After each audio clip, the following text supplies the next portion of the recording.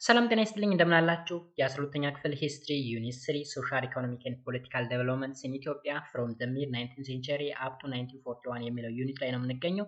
በዚህ ቪዲዮ የዩኒቱን 10ኛ ክፍል እናያለን ወይም ደግሞ ሌሰን 8 እናያለን። ርዕሳችን የሚሆነው እንግዲህ ፓወር ስትራግል አሞንግ ዘ ሩሊንግ ኤሊትስ የሚል ይሆናል። ይህም ማለት ምንድነው? በገዢ ልሂቃን መካከል የስልጣን ትግል ከ1906 እስከ 1935 የሚል ርዕስ ነው ያለን። መጀመሪያ ላይ እንግዲህ the problem of succession ወይም ደግሞ የመተካካት ችግር የሚለውን እናያለን። ታዲያ እናንተም ለዩቲዩብ ቻናሉ አዲስ ከሆናችሁ ሰብስክራይብ በማድረግ ቤተሰብ ሁኑ። እንዲሁም የቪዲዮ ላይክ በማድረግ ጀምሩት። ሀሳብ አስተያየት ካላችሁ ደግሞ ኮሜንት ሴክሽን ላይ ማስቀመጥ ትችላላችሁ። መልካም ቆይታ። መጀመሪያ እንግዲህ the problem of succession ወይም ደግሞ የመተካካት ችግር The year 1906 was an important landmark in the reign of Emperor Minute II. 1906 ብለን የምንጠራው ዓመተ ምህረት እንግዲህ በዳግማዊ አፄ ምኒልክ የግዛት ዘመን በጣም ወሳኝ ምዕራፍ ነበር ማለት ነው። ኦኬ ላንድማርክ ስንል እንግዲህ ወሳኝ ምዕራፍ መቼ? 1906 In that year, Menelik suffered the first stroke that eventually claimed his life in 1930. በዚሁ ዓመት ነበር እንግዲህ ምኒልክ በ1913 ህይወታቸውን ያሳጠው የመጀመሪያው ስትሮክ ወይም ደግሞ የደም መርጋት ልንለው እንችላለን። በሽታ ነው ስትሮክ እንግዲህ ያጋጠማቸው ማለት ነው። እንግዲህ ይህ በሽታ አፄ ምኒልክ እንዲሞቱ ወይም ደግሞ ለሞት ያበቃቸው በሽታ ነው። በ1913 ላይ እንዲሞቱ ያደረጋቸው በሽታ የተነሳው በ1906 ነበር። ኦኬ እሳቸው የሞት በ1913 ነው፣ ግን በሽታው ተነስቶ የነበረው በ1906 ነው። It was also in that the same year that the cousin and most probably successors of Emperor Minilik, ራስ መኮንን, passed away. አያችሁ ያጎቱ ልጅ ምናልባትም ደግሞ የንጉሠ ነገሥቱ ምኒልክ ተተኪ ራስ መኮንን ከዚህ ዓለም በሞት የተለዩበትም በዚሁ በ1906 ነበር። ስለዚህ 1906 ዳግማዊ ምኒልክ በስትሮክ የተጠቁበት ዘመን ነው። ያጎታቸው ልጅ የሆነው እንዲሁም ተተኪ ይሆናል ተብሎ የተጠበቀው ራስ መኮንን ባይዘወይ የተፈሪ አባት ነው ወይም የኃይለ ሥላሴ አባት ማለት ነው። በዚሁ ዘመን ነበረ ፓስድ አዌይ የሞተው ማለት ነው። Subsequently, the question of succession to the imperial throne became a very important issue. በመቀጠልም እንግዲህ የንጉሠ ነገሥቱ ዙፋን የመተካት ጥያቄ በጣም አስፈላጊ ጉዳይ ነበረ ማለት ነው። ቢኮዝ ወራሽ ይሆናል ወይም ተተኪ ይሆናል ተብሎ የታሰበው ራስ መኮንንም ሞተ። ዳግማዊ ምኒልክም እንግዲህ በስትሮክ ተጠቅተው ከባድ አደጋ ውስጥ ነው ያሉት።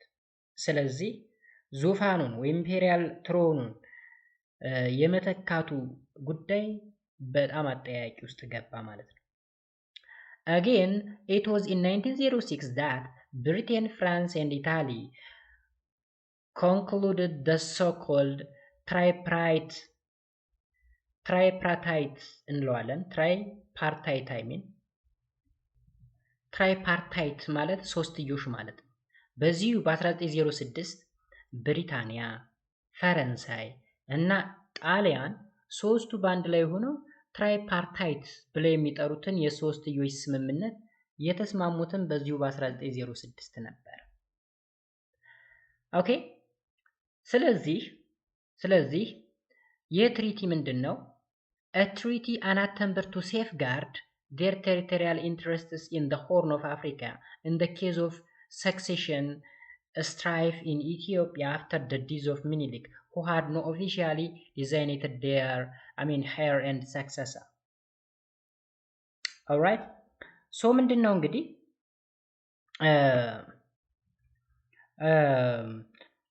ምኒልክ በይፋ የተሾመ ወራሽና ተተኪ ያልነበረው በኢትዮጵያ ውርስ ግጭት ሲከሰት እነ ብሪታንያ እነ ፈረንሳይና ጣሊያን በአፍሪካ ቀንድ ውስጥ ያላቸውን የግዛት ጥቅም ለማስጠበቅ ሲሉ የሶስትዮሽ ስምምነት ተብሎ የሚጠራውን ስምምነት የተፈራረሙትም በዚሁ በ1906 ነበረ ለማለት ነው።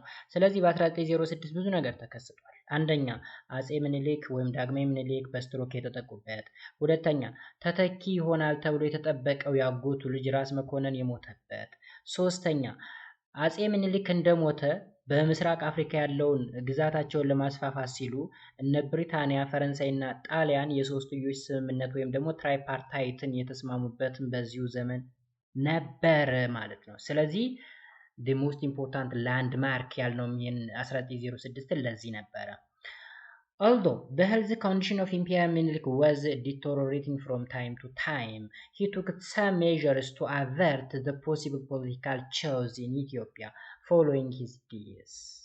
የንጉሠ ነገሥቱ ምኒልክ የጤና ሁኔታ እንግዲህ ከጊዜ ወደ ጊዜ እየተባባሰ ቢሄድም ከሞቱ በኋላ በኢትዮጵያ ውስጥ ሊኖር የሚችለውን የፖለቲካ ትርምስ ለማስወገድ አንዳንድ እርምጃዎችን ወስደው ነበር ማለት ነው።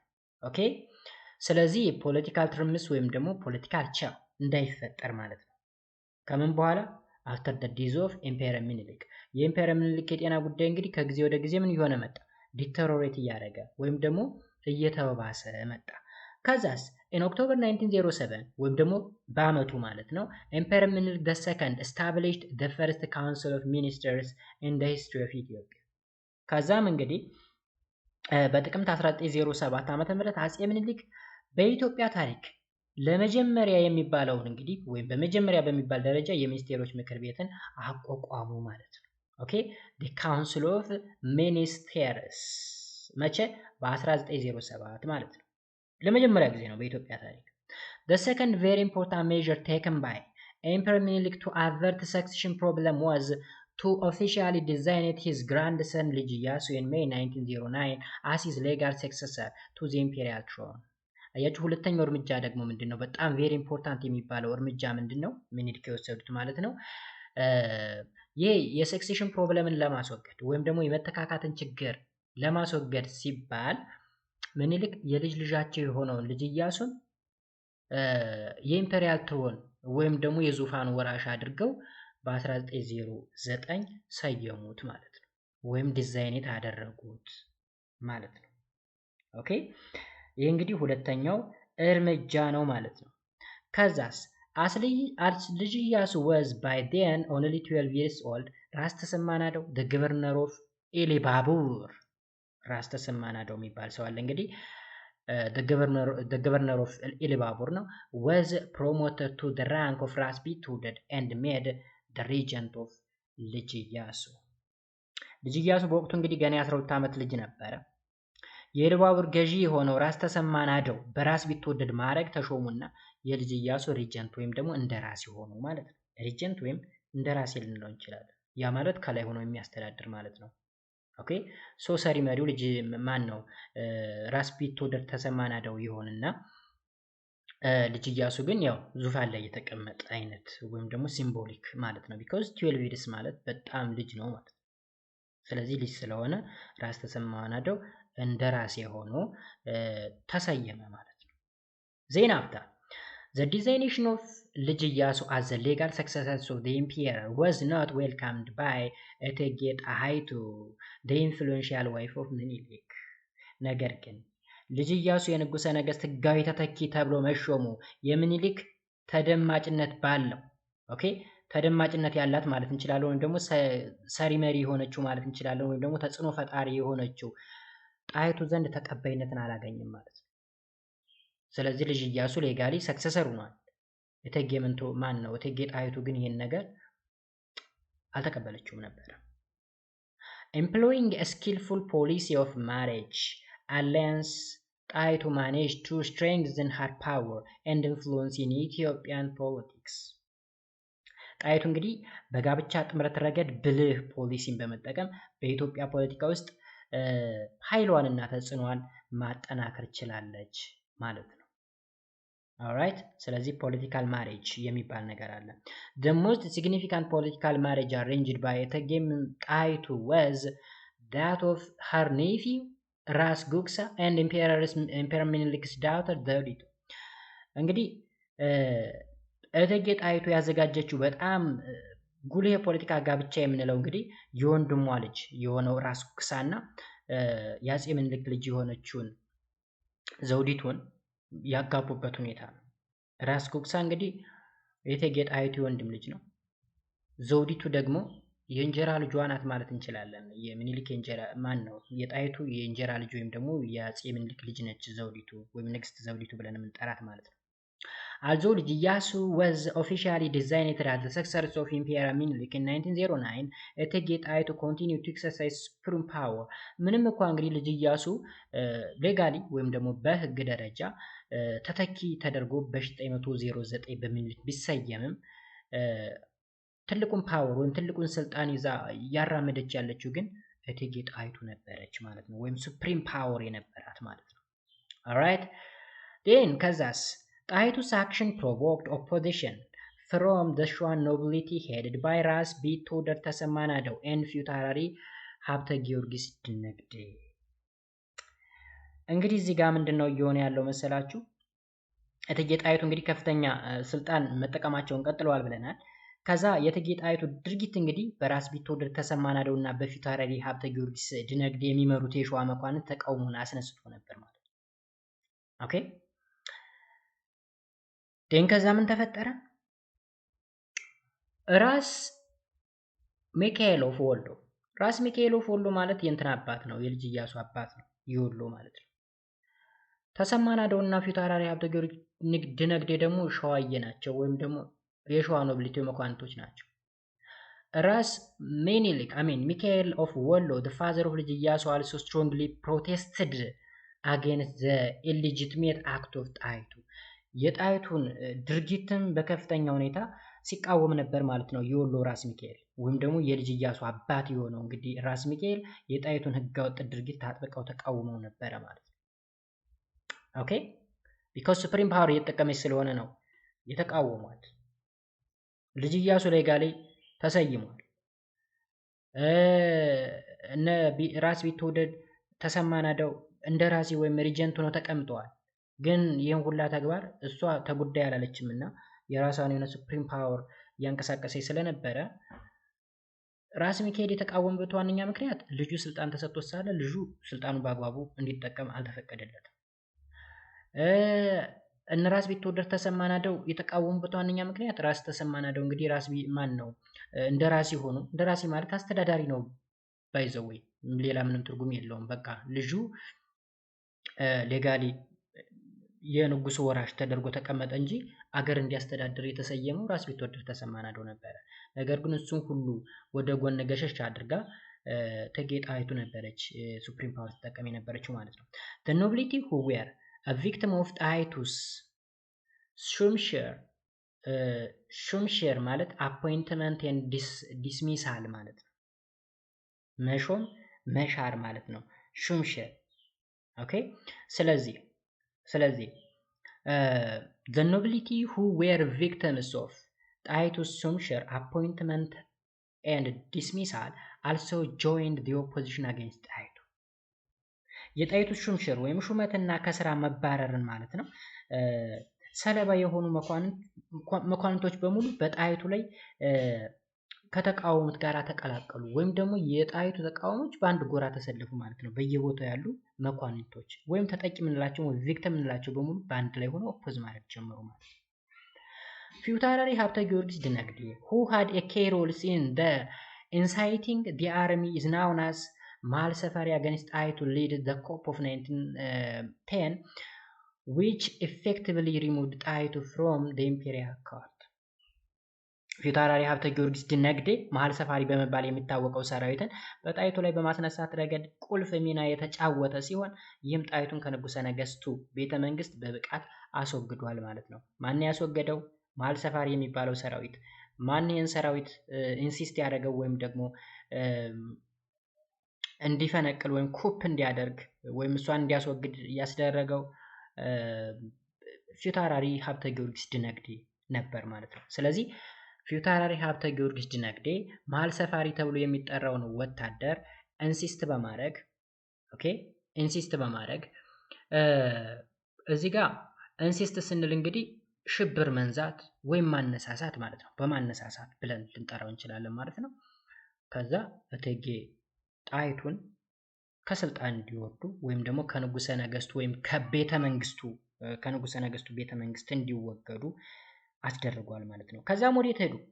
in 1910 ጣይቱ was forced to leave the palace ፓሌሱን ለቃ እንድትወጣ ተገደደችና retire to እንጦጦ ወዴት እንድትሄድ ወደ እንጦጦ ለቃ እንድትሄድ ተደረገች። ከዛም where she died in 1918 ከዛም እዚሁ እንጦጦ ላይ በ1918 ሞተች ማለት ነው። ኦልሞስት ከ8 ዓመት በኋላ ማለት ነው። so the problem of succession የት ነው ይመስለው የመተካካት ችግር ኦኬ ይሄን ያክል ፈተና ፈጥሮ ነበረ። ኔክስት ልጅ ኢያሱ ማን ነው? The removal of እቴጌ ጣይቱ from the palace in 1910 was followed by the refreshing እዚህ ጋር እንግዲህ ሪሸልፊንግ ማለት መፈወዝ ወይም ደግሞ መደበላለቅ ማለት እንችላለን ወይም ደግሞ ሹምሽርም ልንለው እንችላለን። ስለዚህ እቴጌ ጣይቱ በ1910 ከስልጣን መወገዷ ወይም ከፓሌስ መወገዷ followed by the reshuffling of the political power in favor of the Shwa nobility ስለዚህ እቴጌ ጣይቱ በ1910 ከቤተ መንግስቱ መባረሯ የሸዋ መኳንንት እንግዲህ እንዲደገፉና የፖለቲካል ስልጣን እንደገና እንዲያቋቁሙ አድርጓቸዋል ወይም ደግሞ ለነሱ ጥቅም ሰጥቷል ማለት ነው። ለሸዋ መኳንንቶች ጥሩ ነበረ ቢኮዝ እነ ፊታውራሪ ሀብተ ጊዮርጊስ ድነግዴ እነ ራስ ተሰማ ናደው ናቸው ነገሩን እንትን ሲሉት የነበረ። እነዚህ ደግሞ የሸዋ ኖቢሊቲዎችን የሚመሩ ናቸው ወይም ደግሞ ሊድ የሚያደርጉ ነበሩ። ስለዚህ ስኬታማ ሆኑ ማለት ነው። ከዛ የራሳቸውን የሆነ የፖለቲካ ስልጣን እንዲያቋቁሙ ረዳቸው። however the regent ወይም ደራሲው የምንለው the regents of ልጅ ኢያሱ ራስ ቢትወደድ ተሰማ ናደው died in April 1911 እንዳለ በዚህ ዓመት አለቁ ሁሎችም በሚባል ደረጃ ማለት እንችላለን።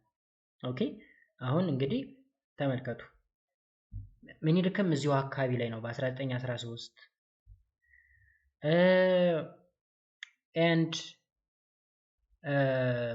ጣይቱ በ1918 ራስ መኮንንም በዚሁ በቃ አብዛኞቹ በዚሁ ዘመን ነው እየሞቱ ያሉት ማለት ነው። ስለዚህ የልጅ ኢያሱ እንደራሲ ሆነው ራስ ቢትወደድ ተሰማ ናደው ራስ ቢትወደድ ማለት ማረጉ እንግዲህ በድሮ ጊዜ ፕራይም ሚኒስቴር እንደማለት ነው። እሺ ጠቅላይ ሚኒስቴር ብለን ልንጠራው እንችላለን። ስለዚህ በ1911 ሞተ።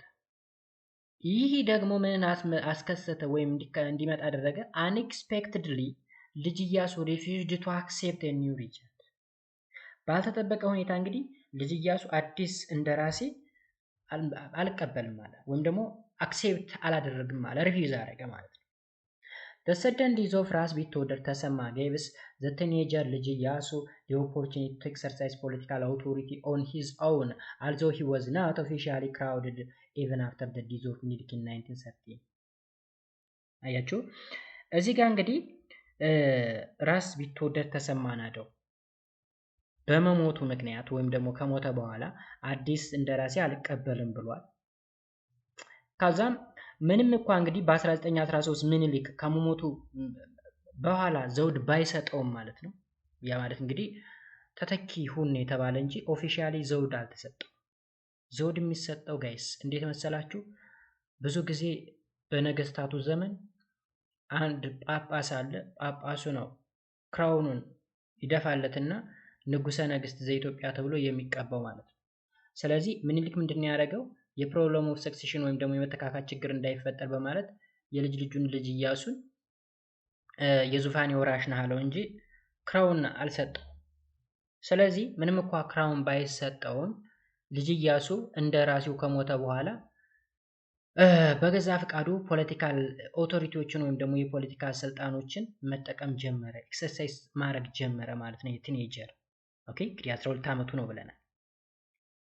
ኦኬ ከዛስ ኤኒዌይ ልጅ ኢያሱ ኤክሰርሳይዝድ a full political power from 1911 to 1960 እንግዲህ በዛም በሉት በዚህ ራስ ተሰማ ናደው ከሞተ ከ1911 ጀምሮ እስከ 1916 ድረስ ፉል የሆነ ፖለቲካል ስልጣንን ተቆናጦ ነበር ማለት ነው። ይሄ ልጅ የ12 ዓመት ልጅ the only serious challenge to ልጅ ኢያሱ's assumptions of power came from ራስ አባተ ቦያለው እንግዲህ ከባድ ችግር የገጠመው እንግዲህ ልጅ ኢያሱ ራስ አባተ ቦያለው ከሚባል ሰው ነበረ። ይሄ ሰው ለምንድን ነው ለልጅ ኢያሱ ፈተና የሆነው ብለን ስንል አባተ seems to have a plan to be the next regent following the death of ራስ ቢትወደድ ተሰማ ናደው። ከራስ ቢትወደድ ተሰማ ናደው ሞት በኋላ እንደ ሪጀንት ወይም ደግሞ እንደ ራሲ ተተክቶ ይሰራል ተብሎ የተጠበቀው ራስ አባተ ቦያለው ተብሎ የሚጠራው ነበር። ነገር ግን ልጅ ኢያሱ አዲስ እንደራሲ አልፈልግም ብሎ ፉል የሆነ ፖለቲካል ፓወርን ወይም ኦቶሪቲን ኤክሰርሳይዝ ማድረግ ጀምሯል። ስለዚህ ይሄ ነገር ደግሞ ራስ አባተ ቦያለን አስቆጣ። ከዛም ለልጅ ኢያሱ ፈተና ሆነበት ማለት ነው። ራስ አባተ reportedly made an unsuccessful attempt to break into the palace ያልተሳካ ፓሌስን ወይም ቤተ መንግስቱን ሰብሮ የመግባት ሙከራ አድርጎ ነበር ይሄው አባተ የተባለ ግለሰብ ማለት ነው። Finally, the possible bloodshed was avoided by the intervention of the patriarch አቡነ ማቴዎስ። እንግዲህ በመጨረሻም ይሄው ራስ አባተ ቦያለው የተባለ ግለሰብ ከፍተኛ የሆነ ደም አፋሳሽ የሆነ ግጭትን ሊፈጥር ሲል በዘመኑ በነበረው ፓትሪያርክ ጣልቃ ገብነት ወይም ኢንተርቬንሽን እሱም ፓትሪያርኩ እንግዲህ አቡነ ማቴዎስ ነበረ። በሳቸው ጣልቃ ገብነት አማካኝነት የደም አፋሳሽ የሆነ ግጭት ሊቆም ችሏል ይለናል። Then ልጅ ኢያሱ was too young and without the require of experience to rule a big empire like Ethiopia። ልጅ ኢያሱ እንግዲህ ይችን በጣም ግዙፍ የምትባለውን ኢትዮጵያ የተባለችን ሀገር ለማስተዳደር ቱ ያንግ ነው፣ በጣም ልጅ ነው፣ ገና ብቁ አይደለም ማለት ነው። ያውም ደግሞ ምንም አይነት ኤክስፔሪየንስ አይኖረው ማለት ነው። but he had introduced a significant social and economic reform ነገር ግን በጣም የሚገራርሙ አዳዲስ የማህበራዊ እና ኢኮኖሚያዊ ለውጦችን ወይም መሻሻሎችን ወይም ሪፎርሞችን አድርጓል ማለት ነው። ልጅ ኢያሱ tried to give Ethiopian Muslim equal status by integrating them into his administrative hierarchy። የመጀመሪያው እንግዲህ ልጅ ኢያሱ የወሰደው ነገር ምንድነው? የኢትዮጵያ ሙስሊሞችን ከሌላው ማህበረሰብ ጋር እኩል የሆነ አቋም እንዲኖራቸው ስፔሻሊ በአስተዳደራዊ ዘርፍ ወይም ደግሞ በዛ ሄራርኪ እንዲሳተፉ ወይም ፓርቲሲፔት እንዲያደርጉ የማድረግን መብት ሰጧቸዋል። ይህ የሆነበት ምክንያት ምንድነው ካልን because his father ራስ ሚካኤል was a Muslim ራስ አሊ ነበር አባቱ ስሙ። በኋላ ነው ተጠምቆ ራስ ሚካኤል የተባለው የወሎ ማለት ነው። በዛ ምክንያት ልጅ ኢያሱ እንግዲህ የሙስሊም ቤተሰብ ስላለው ሙስሊሞችን ኢኳል ኦፖርቹኒቲ ሰጥቷቸው ነበረ በአድሚኒስትሬቲቭ ዘርፍ ማለት ነው። ከዛ ኔክስት ምንድነው የተፈጠረው? he gave a financial support for the establishment of mosques and later established a marriage alliance with the local Muslim notable ይላል። ሌላኛው ደግሞ እንግዲህ የፋይናንሻል ወይም ደግሞ የገንዘብ እርዳታ ሲያደርግ ነበረ ለሙስሊሞች ማለት ነው። የተለያዩ መስጊዶችን እንዲገነቡ ምናምን እገዛ ሲያደርግ ነበረ። ከዛም በተጨማሪ ደግሞ ማሬጅ አሊያንስ ወይም ደግሞ የጋብቻ ጥምረትን ከአካባቢው ሙስሊሞች ጋራ ሲያደርግ ነበረ ማለት ነው። ኦኬ ይሄ እንግዲህ ሌላኛው ሪፎርም ነው። then ልጅ ኢያሱ also introduced a system of auditing government properties and formed a municipal policy forces known as ተርንቡል ተብሎ የሚጠራ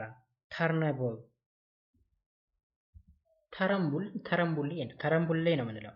ተረምቡሌ የሚባል አዲስ ስርዓትን አምጥቷል። ይሄ ምንድነው እንግዲህ ልጅ ኢያሱ የመንግስት ንብረት ኦዲት የማድረግ ስርዓት አስተዋውቆ ተረምቡሌ የሚባል የማዘጋጃ ቤት ፖሊሲ ኃይልን አቋቁሞ ነበረ።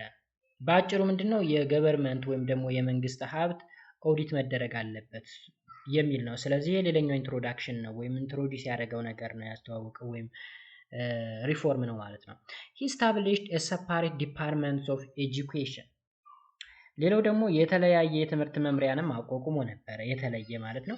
ኢያሱ also took measure against the ቁራኛ system whereby the accused and the accuser were chained together until justice was served ሌላኛው እንግዲህ ቁራኛ ስርዓት ላይ ነው እርምጃ የወሰደው ማለት ነው። በዚህም ተከሳሹና ከሳሹ ፍትህ እስኪያገኙ ድረስ በሰንሰለት አብረው ይታሰሩ ነበር። ቁራኛ የሚባለው ስርዓት መሰላችሁ ላይክ ተከሳሽና ከሳሽ አለ። ሜቢ አንደኛው ተዘርፎ ሊሆን ይችላል ወይም ተደብድቦ ሊሆን ይችላል አንደኛው ደግሞ ቪክቲም ነው ወይም ተጠቂ ነው። ስለዚህ ፍትህ እስኪሰፍን ድረስ ሁለቱም አንድ ላይ ይታሰራሉ። ኢማጂን አንድ ሰው ተደብድቦ ከሆነ ተደብዳቢው አንድ ላይ በሀብል የሆነ ግንድ ላይ አብረው ይታሰራሉ። እሱ ቁራኛ ሲስተም ተብሎ ይጠራል። እሱን ነገር እንዲወገድ አድርጓል ማለት ነው የቁራኛ ስርዓት። He also tried to do away with the unfair traditional practice of the thief dedication is known as ለባሻይ። ሌላው ደግሞ ሌባሻይ የተባለውን የሌባ ፈልጎ የማግኘት ፍትሃዊ ያልሆነ ባህላዊ አሰራርን ለማስወገድ ሞክሯል ማለት ነው። ባጭሩ ሌባሻይ የሚባልና ቁራኛ የሚባል ስርዓትን አስወግዷል። ገቨርንመንት ኦዲቲንግ ሲስተም ወይም ደግሞ ተረምቡሌ ተብሎ የሚጠራውን የማዘጋጃ ቤት ስርዓት እንዲቋቋም አድርጓል። ሙስሊሞች በአድሚኒስትሬቲቭ ሄራርኪው ላይ ፓርቲሲፔት እንዲያደርጉ አድርጓል። እነዚህ እሱ ያመጣቸው ሪፎርሞች ናቸው ማለት ነው።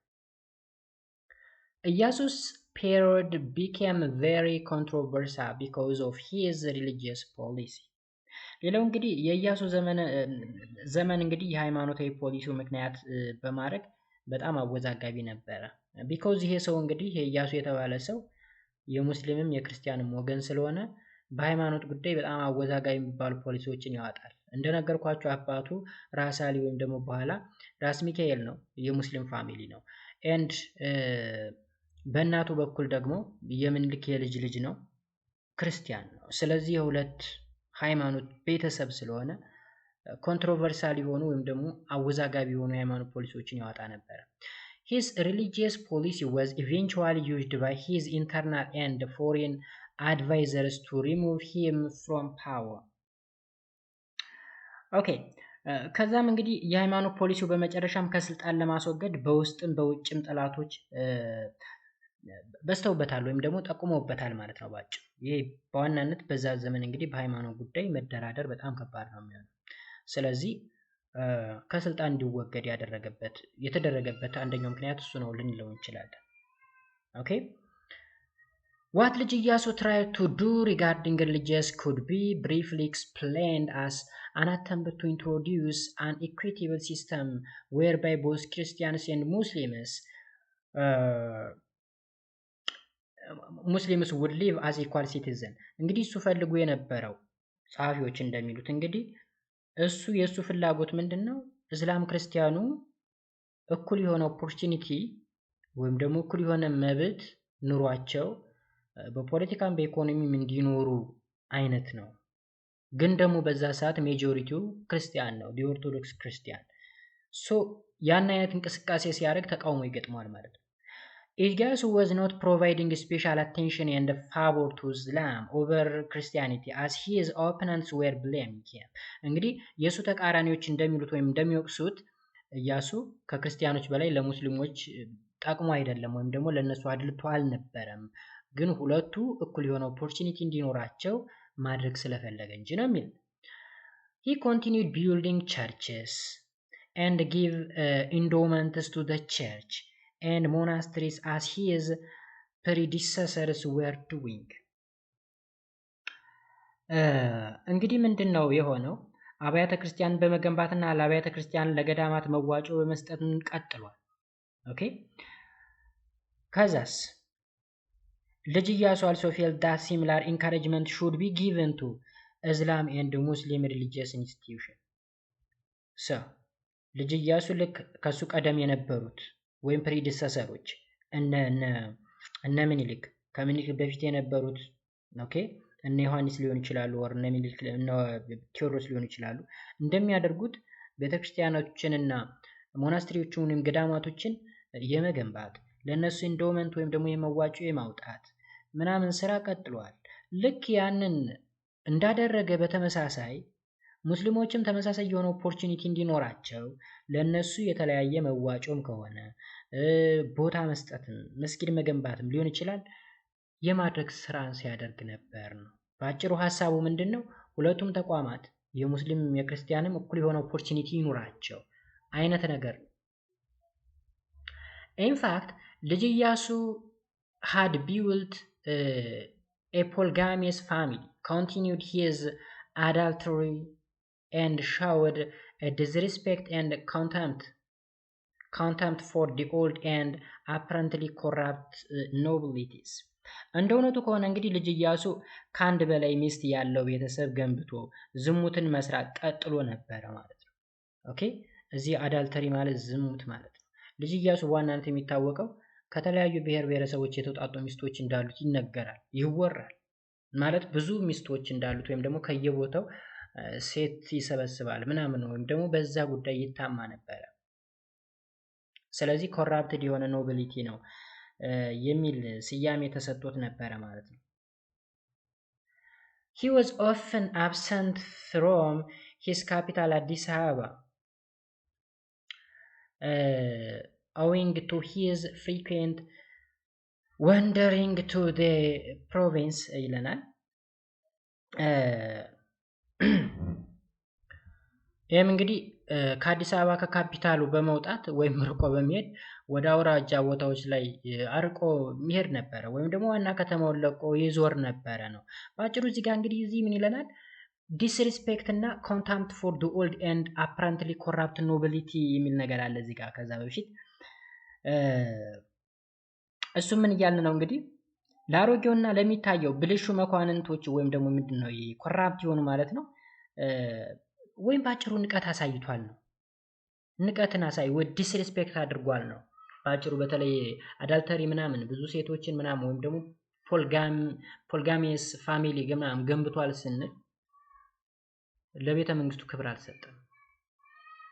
ኦኬ መንግስት እንደ መንግስት አልመራም። ካፒታሉን አዲስ አበባን ትቶ ወደ አውራጃዎቹ ሁላ መዞሪ ጀምሮ ነበረ፣ ርቆ ነበረ። አወዛጋቢ ነው ባጭሩ። alright so all these were issues taken by his opponent to charge him with immorality and irresponsible leadership። እንግዲህ ይሄው ላይ የቀረበው ለምንድን ነው? ይሄው ላይ የቀረበው እነዚህ ሁሉ ጉዳዮች እንግዲህ ተቃዋሞች በስነ ምግባር በብልግና ሊሆን ይችላል ወይም ደግሞ ኃላፊነት የጎደለው አመራር በመክሰስ የወሰዷቸው ጉዳዮች ነበሩ። እነዚህ ነገሮች በሙሉ ማለት ነው እንደ መሪ እንደ አንድ ሊደርሺፕ ኢሪስፖንሲብል ነው ወይም ደግሞ ኃላፊነት የማይሰማው። አዳልተሪን ወይም ደግሞ ይሄ ዝሙትን ሲያሰፋ ደግሞ ኢሞራሊቲ ወይም ደግሞ ሞራል የማይሰማው ሰው ነው ብለው ይከሱት ነበረ ኦፖናንቶቹ ወይም ደግሞ ተቃዋሚዎቹ ማለት ነው። ኢያሱ had developed a particularly close relationship with the Somali people and their leaders who considered him a great national hero arose in anger when he was deposed in 1960። ይሄ ምን ማለት ነው እንግዲህ ልጅ ኢያሱ ከጎረቤት ህዝቦች ከሶማሊያ ህዝቦች ጋራ እና ከመሪዎቻቸው ወይም ደግሞ ከሊደሮች ጋራ ጥብቅ የሆነ ቁርኝት ነበረው። እነሱም በጣም ይወዱት ነበረ። ምክንያቱም ግሬት ናሽናል ሄሮ አድርገው ይቆጥሩት ነበረ ወይም ደግሞ ብሔራዊ ጀግና አድርገው ይቆጥሩት ነበረ። ለምን ከተባለ እንግዲህ ሶማሊያ ሙስሊሞች ናቸው። ለሙስሊሞች የቆመ ነው ብለው ያስቡ ነበረ። ከዛም በ1916 ከስልጣን ሲወገድ ታላቅ ቁጣን አስነስቶ ነበር ነው። Next, in 1940, Iyasu crowded his father, ራስ ሚካኤል ንጉስ ኦፍ ትግራይ and ወሎ። አያችሁ አሁን እንግዲህ በ1914 አባቱን ኢያሱ እንግዲህ አባቱን ንጉስ ሚካኤልን የትግራይና የወሎ ንጉስ አድርጎ ዘውድ ጫነ ማለት ነው። ማንን? ራስ ሚካኤል ኦፍ ወሎ የማናማን የትግራይ ንጉስና የወሎ ንጉስ አደረገው። ልጅ ኢያሱ is accused of promoting his relatives, friends, and those with whom he had matrimonial connection at the expense of the Shwa nobility። ከዛ ምን ማለታችን ነው እንግዲህ ልጅ ኢያሱ ሪላቲቭስ ስንል እዚህ ጋር ዘመዶቹን ኦኬ his relative ዘመዶቹን ፍሬንዶቹን እንዲሁም ደግሞ those with whom he had matrimonial connection at the expense of the Shwa nobility ስንል ምን ማለታችን ነው? ዘመዶችን ጓደኞቹን እና ከሸዋ መኳንንት ጋር የጋብቻ ግንኙነት የነበራቸውን ሰዎች በሙሉ በማስተዋወቅ ተከሷል። ኦኬ accused ተደርጓል ማለት ነው። He took the governorships of the Sidamo from the Adwa veteran veteran ደጃዝማች ባልቻ ሳፎ ወይም ባልቻ አባ ነፍሶ and gave it to the new ally and brother-in-law ነጋድራስ ኃይለ ጊዮርጊስ። ሌላው ያደረገው ነገር ምንድን ነው? ኃይለ ጊዮርጊስን በፊት አውራሪ ከዛ በፊት እዚህ ጋር ቬትራን ምንድነው? ቬትራን ማለት ከዘመቻ የተመለሰ ሰው ማለት ነው። ከአድዋ ዘመቻ የተመለሰ ሰው ማለት እንችላለን። እዚህ ጋር ደጃች ባልቻ ሳፎ ወይም ደግሞ ባልቻ አባ ነፍሶ ብለን የምንጠራው ማለት ነው። ሶ ይሄ የሲዳሞ አስተዳዳሪ ነበረ። ስለዚህ የማስተዳደር ስልጣኑን ቀምቶ ለማን ሰጠው? ለአዲሱ ጓደኛው ልንለው እንችላለን፣ ወይም ደግሞ ከጎኑ ላለው አላይ ማለት አንድነትን የፈጠረ ወይም ደግሞ ጓደኛ ልንለው እንችላለን፣ ወይም ደግሞ አብሮ የሚሰራ ልንል እንችላለን። ለሱ ለሆነውና ብራዘር ኢሎ ወይም ደግሞ የእንጀራ ወንድሙ ለሆነው ለነጋድራስ ኃይለ ጊዮርጊስ ሰጠው ማለት ነው። ኃይለ ጊዮርጊስ was also given the rank of the chairman of the councils of ministers which had been held by ፊታውራሪ ሀብተ ጊዮርጊስ ደናግዴ። alright ከዛ ይሄ ደግሞ ምን ማለታችን መሰላችሁ? ኃይለ ጊዮርጊስ በፊታውራሪ ሀብተ ጊዮርጊስ ደናግዴ የተያዘውን የሚኒስቴሮች ምክር ቤት ሊቀመንበር ማዕረግ ተሰጥቶታል ማለት ነው። ሞሮቨር ልጅ ኢያሱ removed ደጃች ተፈሪ መኮንን from his family fief Harar and transferred him to ካፋ። ከዛውንም የወሰደው እርምጃው እየቀጠለ ነው ባይዘው ጌስ። ከዛም እንግዲህ ከዚህም በላይ በጣም የሚገርመው ምንድነው? ልጅ ኢያሱ ደጃች ተፈሪ መኮንን ከቤተሰቡ ከሐረር አስወግዶ ወደ ካፋ አዛወረው ማለት ነው። በዚህ ጋር ተፈሪ መኮንን ማለት ነው። ተፈሪ መኮንን ባይዘው 44 ዓመት ኢትዮጵያን ያስተዳደረው ኃይለ ሥላሴ ነው። ኃይለ ሥላሴን እንግዲህ ከሐረር ከቤተሰቦቹ ራስ መኮንን እንግዲህ ተፈሪ አባት ነው። ራስ መኮንን የሞተው በ1906 ነው። ሚኒሊክ በስትሮክ በጣም ጊዜ ማለት። ስለዚህ ተፈሪ መኮንን ከቤተሰቦቹ ተባረረ። ከየት? ከሐረር። ወዴት ተወሰደ? ወደ ካፋ ሄዶ እንዲያስተዳድር።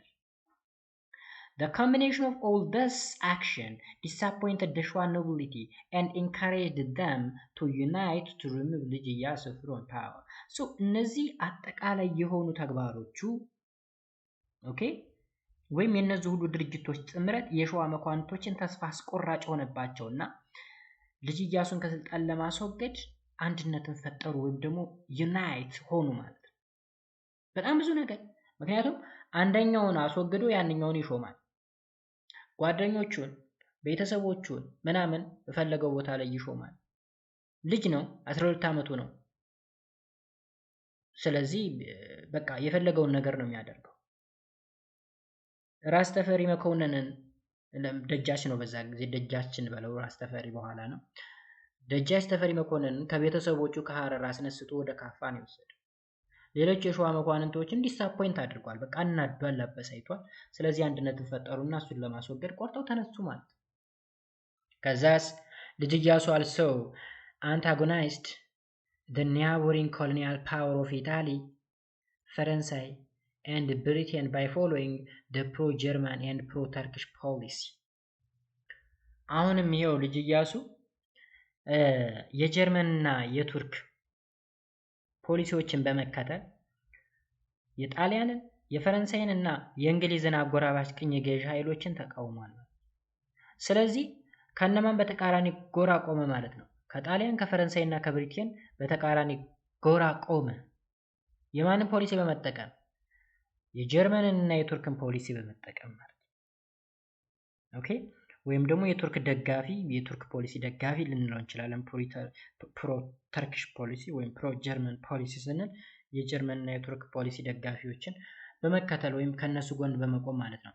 This was viewed with a great alarm by them because at that time they were engaged in the first world war against Germany and Turk. ከዛም እንግዲህ ይህ በወቅቱ በአንደኛ ዓለም ጦርነት ውስጥ ስለነበሩ በታላቅ ስጋት ተመልክተውታል ማለት ነው። ማንን? ልጅ ኢያሱ። because ጀርመን እና ቱርክ በአንድ ጎራ ነበሩ። እነ ጣሊያን እና ፈረንሳይ ብሪቴን በአንድ ጎራ ነበሩ። መቼ? በአንደኛ ዓለም ጦርነት። የአንደኛ ዓለም ጦርነት መቼ ነው የተጀመረው? በ1914 ይህን ታሪክ እያወራን ያለነው የመቼ ታሪክ ነው? የ1914 ታሪክ። መልካም። ከዛስ ኢያሱ was also providing material and moral support to the Somalian nationalist leader Said Mohammed Abdullahi Hassan ማናል? Said Mohammed Abdullahi Hassan who was fighting against British and Italian colonizer in Somalia። አያችሁ ይሄው ሰው እንግዲህ ኢያሱ የሚባል መሪ ወይም ደግሞ የኢትዮጵያ ገዢ ልንለው እንችላለን የማቴሪያል ድጋፍ ወይም ደግሞ እርዳታ እንዲሁም የሞራል ሳፖርት ወይም እርዳታ ለሶማሊያ ናሽናሊስት ሊደር ወይም ደግሞ ብሔርተኛ መሪ ለሆነው ሳይድ መሐመድ አብዱላሂ ሐሰን ምን ይል ነበረ? ያግዝ ይረዳ ነበረ። ይሄ ሳይድ መሐመድ አብዱላሂ ሐሰን የተባለው ግለሰብ ደግሞ እነማንን እየተፋለመ ነበር በሰዓቱ? ብሪቴንና ጣሊያን ኮሎናይዘሮችን እየተፋለመ ነበረ። ከማን ለማስወጣት? ከሶማሊያ ለማስወጣት ወይም ሶማሊያን ነፃ ለማድረግ ማለት ነው። በአጠቃላይ ምንድነው ልጅ ኢያሱ ከነዚህ ሶስት ሀገሮች ከሶስቱ ሀያላን ሀገሮች ከጣሊያን ከፈረንሳይና ከብሪቴን ተቃራኒ ጎራ ቆሞ ነበረ። ብዙ ጊዜ አይታችሁ ከሆነ ከሙስሊም ወገኖች ጋር ቆሞ ነበር ማለት ነው። as a result three colonial power allied with the Ethiopian internal force against ልጅ ኢያሱ። ከዛም እነዚህ ሶስቱ ኮሎኒያል ፓወር ወይም የቅኝ ገዢ ኃይሎች የምንላቸው እነ ጣሊያን ፈረንሳይና ብሪቴን ከኢትዮጵያ ከውስጥ ኃይሎች ጋር የውስጥ ኃይሎች እነማን ናቸው? የሸዋ መኳንንቶች ማለት እንችላለን። ቢኮዝ የሸዋ መኳንንቶችን እያስቀየመ ስለሆነ እነሱ ተደራጅተው ከስልጣን ሊያስወግዱት ስለወሰኑ እነሱን ማገዝ ጀመሩ ማለት እንችላለን። ወይም ከነሱ ጋር አላይድ ሆኑ አንድነትን ህብረትን ፈጠሩ ማለት ነው። ብሪቴን ፈረንሳይ and Italy sent a joint note to the Shwa nobility asking for the removal of ልጅ ኢያሱ in September 1916። ከዛም እነዚህ ሶስቱ ሀገሮች እነ ብሪቴን ፈረንሳይ እና ኢጣሊ ምን አደረጉ? ጆይንት እና to the Shwa nobility ወይም ደግሞ ከሸዋ መኳንንቶች ጋር አንድነትን ለመፍጠርና ልጅ ኢያሱን ከስልጣን ለማስወገድ ስፔሻሊ በመስከረም 1916 ለማስወገድ ህብረትን ፈጠሩ ወይም አንድ ሆኑ ማለት ነው። ከዛም መሃል ሰፋሪ የሚባለው ወታደር አለ። መሃል ሰፋሪ ቱ ስቱድ አጌንስት ልጅ ኢያሱ መሃል ሰፋሪ ተብሎ የሚጠራው እቴጌ ጣይቱን ከስልጣን ያስወገደ ሚሊታሪ ማለት እንችላለን። ከልጅ ኢያሱ በተቃራኒ ጎራ ቆመ ማለት ነው። ልጅ ኢያሱ ብቻውን ቀረ። እንግዲህ እነ ጀርመን ያግዙት እነ ቱርክ ያግዙት። while ልጅ ኢያሱ was on his usual tour on Ogaden, his opponent assembled in Addis Ababa and convinced Abuna Matthias to incommunicate him. excommunicate ማለት እዚህ ጋር ማውገዝ ነው። እንግዲህ ከዚህ ቀደም እንዳወራ ነው ልጅ ኢያሱ ዟሪ ነው ብለናል። ልጅ ነው ዟሪ ነው። አዲስ አበባ ለቆ ሩቅ ቦታ ይሄዳል ብለናል። ካፒታል አዲስ አበባ ለቆ ወደ ሌላ ሩቅ ፕሮቪንሶች መዞር ምናምን ሴቶች ጋር መሄድ እንደዛ አይነት ነገር ነው እና ተቃራኒ ነው ባጭሩ ተግባሩ በሙሉ። በተለይ ከሌሎች መኳንንቶች ጋራ በጣም አይግባባም ማለት ነው። እነዚህ መኳንንቶች በአንድ ላይ ሆነው ስብሰባ ነገር ተሰበሰቡና አዲስ አበባ ላይ ማለት ነው በዛ ዘመን የነበረውን ጳጳስ ወይም ፓትሪያርክ አቡነ ማቴዎስን አግባቡት ወይም ኮንቪንስ አደረጉና ኤክስኮሙኒኬት እንዲደረግ ወይም እንዲወገዝ አደረጉት ማለት ነው። ኦኬ ወይም ደግሞ ከስልጣን እንዲባረር ማለት ነው። The coup against ኢያሱ was approved by both the አቡነ and እጨጌ። ስለዚህ በአቡኑም በእጨጌው እጨጌ የሚባል ሌላ አለ፣ አቡነ የሚባል አለ። ሁለቱም አንድ ላይ ሆነው አፕሩቭ አደረጉትና ከስልጣን እንዲወገድ ተደረገ ማለት ነው። ሜቢ እጨጌ እና አቡነ አሁን ላይ አንድ ሰው ነው። በኢትዮጵያ ለምሳሌ አቡነ ማትያስ እጨጌም ነው አቡንም ነው። ወደሱ አልገባም። Anyways, on September 27, 1916, ልጅ ኢያሱ was deposed። ከዛም እንግዲህ በመስከረም 27 1916 ልጅ ኢያሱ ከስልጣን ተባረረ ማለት ነው። በምን ተግባር? በዚህ እስካሁን በዘረዘር ናቸው። ስፔሻሊ የሸዋ ኖብሌቶችን በማሳዘን ከሶስቱ ታላላቅ ሀገሮች ከብሪቴን ከፈረንሳይ እና ከጣሊያን በተቃራኒ ጎን በመቆም ከጀርመን እና ከቱርክ ጋራ በማበር እንዲሁም ከሶማሊያ አክቲቪስቶች ጋራ አንድነትን በመፍጠር ምናምን ተቃራኒ ጎራ ላይ ስለቆመ አስወገዱት ከስልጣን ማለት ነው። ኤኒስ ፓሌስ ዘውዲቱ ምኒልክ was named Empress and ደጃች ተፈሪ መኮንን was named ራስ and heir to the throne። ከዛም በፓሌሱ ወይም ደግሞ በዚህ በቤተ መንግስቱ ማለት ነው ምን ተከሰተ? በሱ ቦታ ማለት ነው ዘውዲቱ ምኒልክ እንግዲህ ኤምፕረስ እንድትሆን ወይም ደግሞ ንግስት እንድትሆን ተደረገ። and ደጃች ተፈሪ መኮንን ደግሞ ራስ የሚባል ስልጣን ተሰጠው ወይም ማዕረግ ተሰጠውና የዙፋኑ ወራሽ ተባሉ ማለት ነው ሁለቱ። ተፈሪ መኮንን ማን ነው? የራስ መኮንን ልጅ ነው፣ በኋላ አፄ ኃይለ ሥላሴ ማለት ነው። ዘውዲቱ ምኒልክ የዘውዲቱ ልጅ ነች፣ ንግስት ነች፣ ከልጅ ኢያሱ በኋላ የመጣች ማለት ነው። ወይም ደግሞ የልጅ ኢያሱ አክስት ነች ማለት ነው ዘውዲቱ ባጭሩ። ከዛ ንጉስ ሚካኤል ኢያሱስ ፋደር attempted to alter the substitutions by leading a large army from ደሴ to ሸዋ። እንግዲህ የልጅ ኢያሱ አባት የሆነው ንጉስ ሚካኤል ማለት ወይም ራስ አሊ የምንለው ማለት ነው ኃይሎችን ወይም የጦር ኃይሎችን በመውሰድ ይህንን መተካካት ወይም ደግሞ ይህንን የስልጣን ሽግሽግ ለማወክ ወይም አልተር ለማድረግ ጥረት አድርጎ ነበረ። ከደሴ ወደ ሸዋ ብዛት ያለው ወታደር ወይም አርሚ ወይም ጦር ይዞ ሄዶ ነበረ። although the force of ንጉስ ሚካኤል had scored an initial victory at the battle of ቶራ መስክ ማለት እንችላለን። ቶራ መስክ the force of ንጉስ ሚካኤል was completely defeated and Michael himself was captured at the last decisive and bloody battle of ሰገሌ። okay ሰገሌ near the town of ሸኖ fought on October 27 1916። ስለዚህ የሆነው ነገር ምንድነው? ሀገር እየመራ ያለው የራስ ሚካኤል ልጅ የሆነው ልጅ ኢያሱ ነው። ልጅ ኢያሱ የሸዋ መኳንንቶች ባንድ ላይ ሆነው የውጭ ሶስቱ ኃይሎች ብሪቴን፣ ፈረንሳይ እና ጣሊያን ባንድ ላይ ሆነው በማበር ከስልጣን እንዲወገዝ አቡኑን እና ኢጨጌውን በማግባባት ኤክስኮሙኒኬት እንዲደረግ እንዲወገዝና ከስልጣን እንዲወገድ ተደረገ። ከተደረገ በኋላ ማን ተተካች? አክስቱ ዘውዲቱ ምኒልክ ኤምፐረስ ተደርጋ ተቀባች ወይም ደግሞ ተሾመች። እንዲሁም ደጃች ተፈሪ መኮንን ደግሞ ራስ የሚባል ማዕረግ ተሰጠውና የዙፋን ወራሽ እንዲደረግ ተደረገ።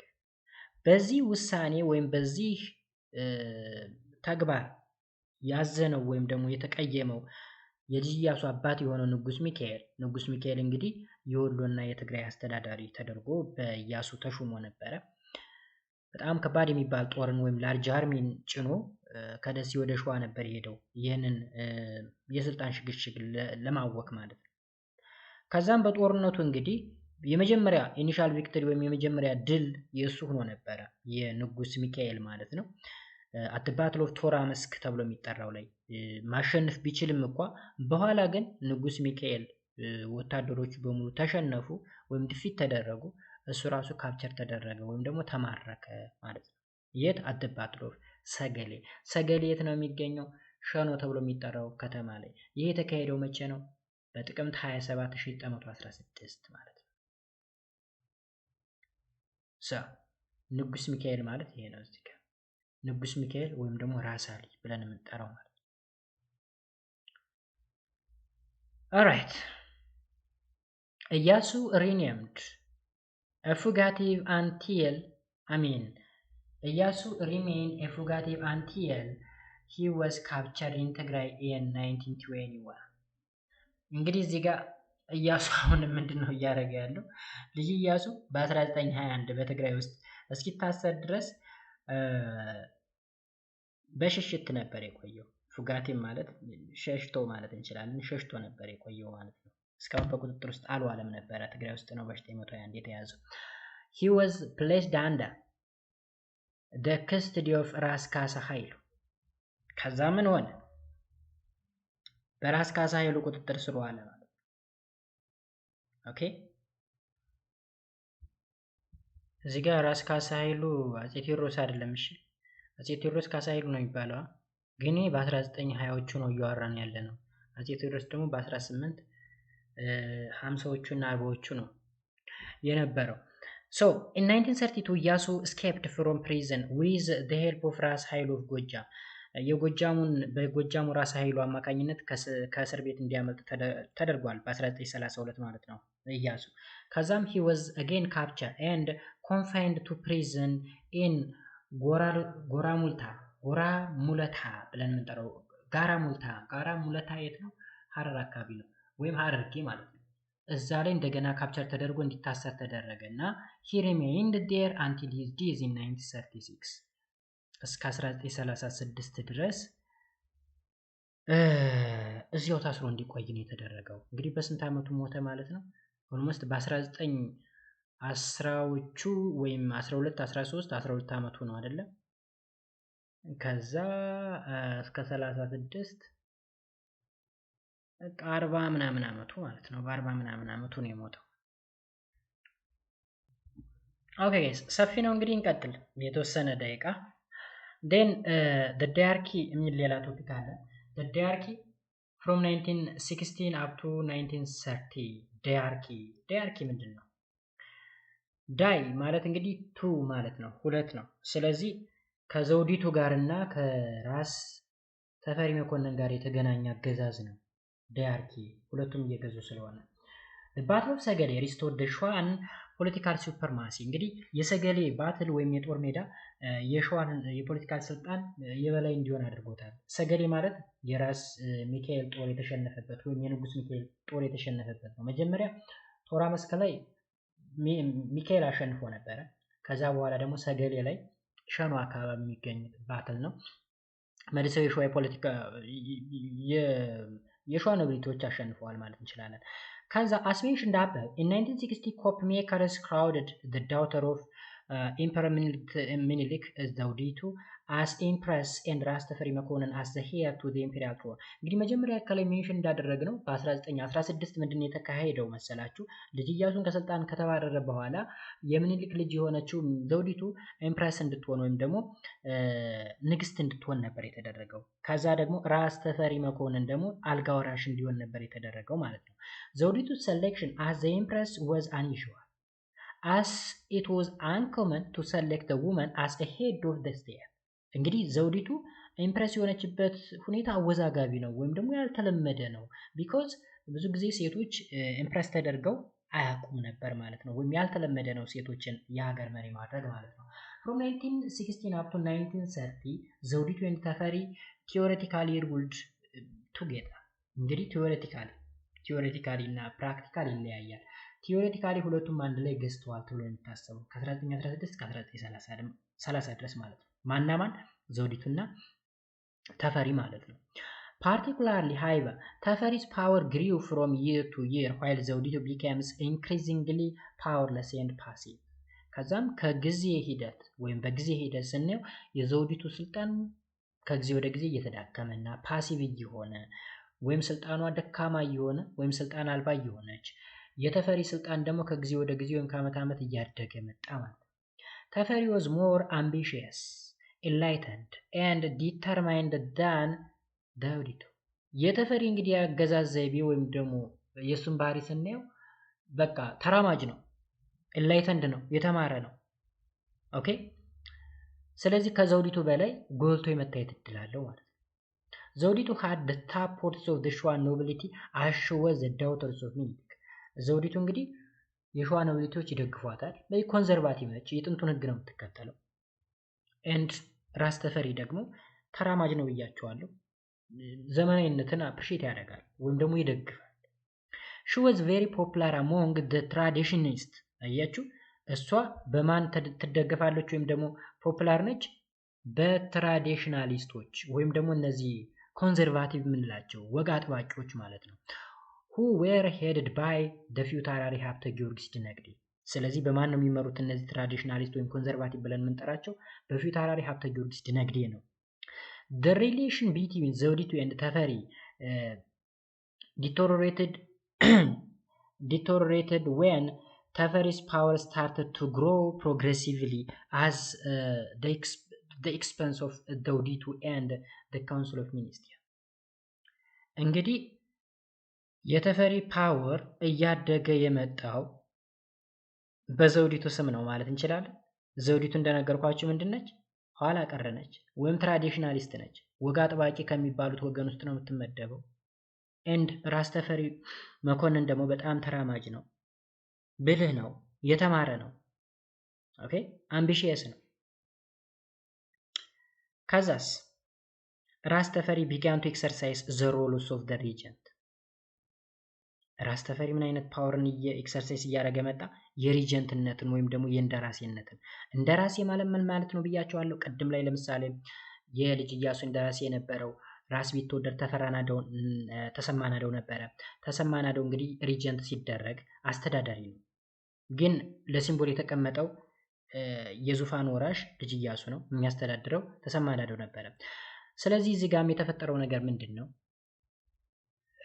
ዘውዲቱ ንግስት ነች፣ ግን የማስተዳደሩ ስልጣኑን የያዘው ራስ ተፈሪ ነው። ቢኮዝ ራስ ተፈሪ የተማረ ነው፣ ተራማጅ ነው፣ አምቢሺየስ ነው። ኦኬ the political ascendancy of ራስ ተፈሪ worried the old traditional nobility and the members of the Council of Ministers, whose power began to diminish from time to time due to the maneuvers of ራስ ተፈሪ። እንግዲህ እዚህ ጋር ተመልከቱ። ዘውዲቱ እንግዲህ በፊት አራራ ሀብተ ጊዮርጊስ ደነግዴ በሚመራው ባህላዊ አራማጅ ወይም ደግሞ እነዚህ ኮንዘርቫቲቭ በምንላቸው በጣም ተወዳጅ ነበረች። የዘውዲቱና የተፈሪ ግንኙነት የተፈጥሪ ስልጣን ከዘውዲቱ እና በሚኒስቴሮች ምክር ቤት ውጪ ቀስ በቀስ ማደግ ጀመረ ማለት ነው። የማን የተፈሪ ብለናል ማለት ነው። ከዛም ራስ ተፈሪ እንግዲህ የገዥነት ሚና መጫወቱን ጀመረ፣ ወይም ደግሞ የሪጀንት ያልነውን ማለት ነው፣ ወይም ደግሞ የእንደራሴነቱን ማለት ነው። ከዛም እንግዲህ የራስ ተፈሪ የፖለቲካል የበላይነት ወይም ደግሞ ስልጣን ከጊዜ ወደ ጊዜ ሌሎችን አስጨንቋቸዋል ማለት ነው፣ እነዚህ የሸዋ ኖቢሊቲዎችን ማለት ነው ባጭሩ። ኦኬ ከዛ ምን ሆነ? በ1918 in 1980s ራስ ተፈሪ removed all the old ministers except ፊታውራሪ ሀብተ ጊዮርጊስ።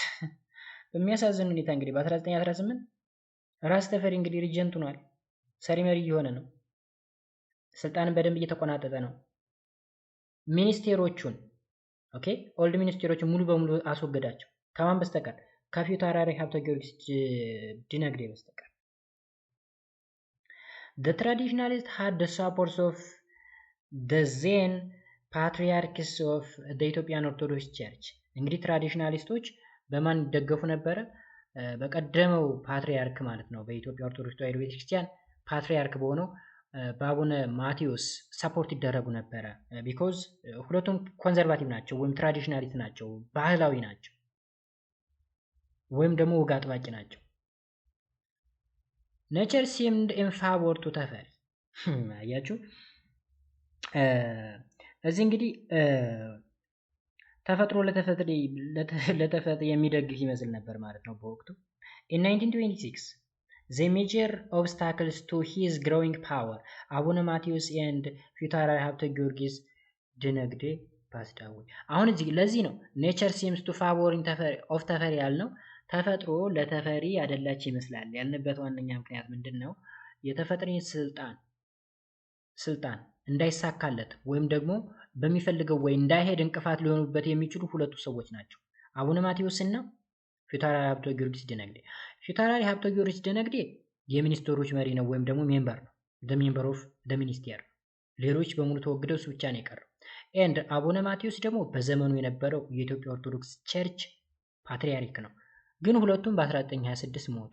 ዳት ኢዝ ዋይ ኔቸር ሲምስ ኢን ፋቮር ኦፍ ተፈሪ ያልንበት ምክንያት ማለት ነው። ከዛም በ1828 ተፈሪ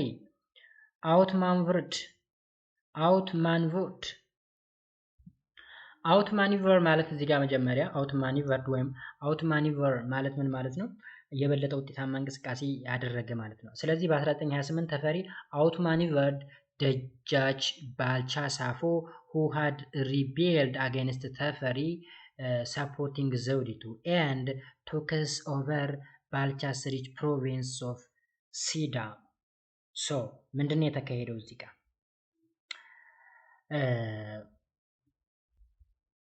በ1928 እንግዲህ ተፈሪ ዘውዲቱን ሲደግፉ የነበሩ ደጃች ባልቻ አሳፉን በማሸነፍ የባልቻ ሀብታም ግዛት የሆነችውን ማንን ሲዳሞን ተቆጣጠሩ፣ ወይም ደግሞ የሲዳማን ግዛት ማለት ነው። ስለዚህ ባልቻ ማን ነበር የሚደግፈው? ዘውዲቱን። ከዛ ባልቻን ማን አሸነፈው? ተፈሪ። ከዛ ሲዳሙን በቁጥጥር ውስጥ አዋለ ማለት ነው። ኦልራይት in that same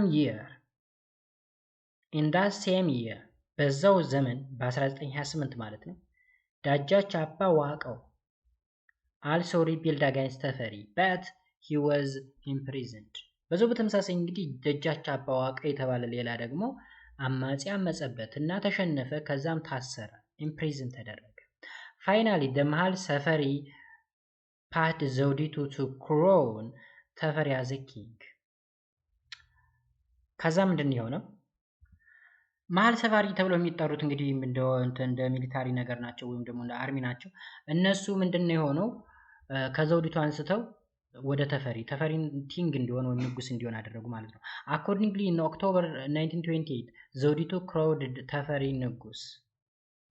ራስ ተፈሪ became kings of Ethiopia and hired to the throne።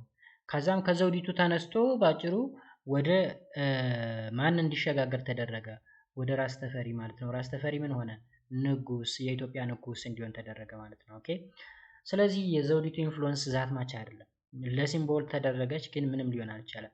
እዚህ ጋር የምናያቸው እንግዲህ በስሉ የምናያቸው ኢምፕረስ ዘውዲቱ ኤንድ ሀር ሃዝባንድ ራስ ኩክሳ ወሌ ናቸው።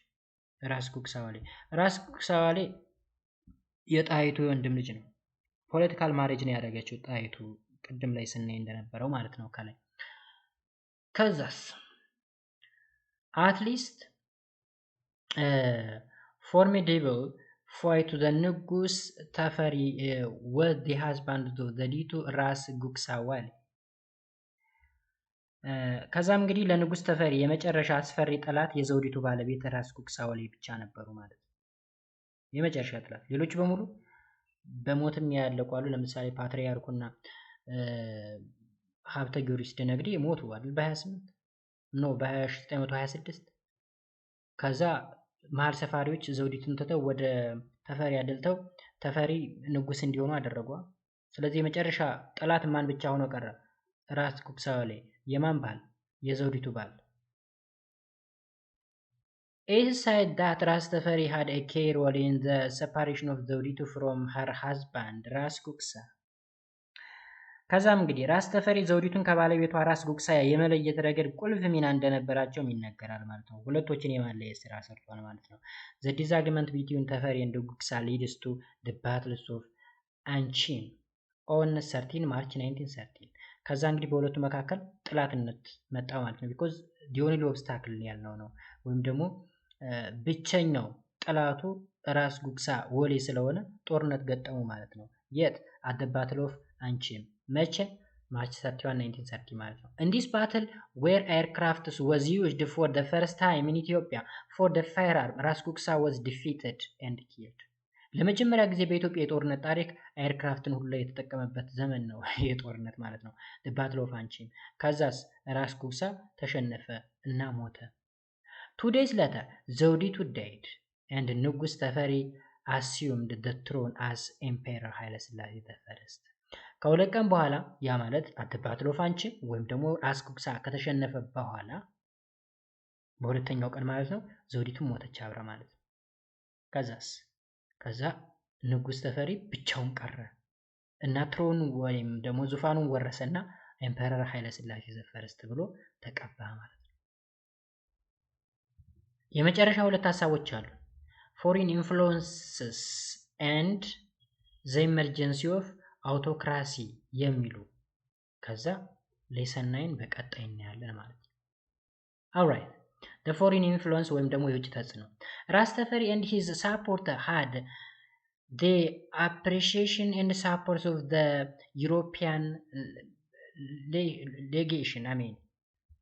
ሌጌሽን ወይም ሌጋሲዮን ብለን የምንጠራው ማለት ሌጌሽን ሌጋሲዮን ነው እንግዲህ አማርኛው ሌጋሲዮን ነው የሚለው።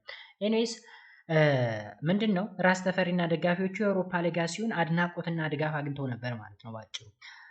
Europeans saw in the rise of ተፈሪ a bright prospectus for capitalist investments in Ethiopia. that means እንግዲህ አውሮፓያን በተፈሪ እድገት ውስጥ በኢትዮጵያ የካፒታሊስት ኢንቨስትመንት ብሩህ ተስፋ ተመልክተው ነበረ። because ራስ ተፈሪ ወይም ደግሞ በኋላም ኢምፐረር ኃይለ ሥላሴ በጣም ተራማጅ ናቸው ብለናል፣ ኢንላይተንድ ናቸው ብለናል፣ አምቢሺየስ ናቸው ብለናል። ስለዚህ ተስፋ ጥለው ነበር ማለት ነው አውሮፓያኖች። ተፈሪ also enjoyed the support and sympathy of the foreign power, particularly after his European tour of 1924.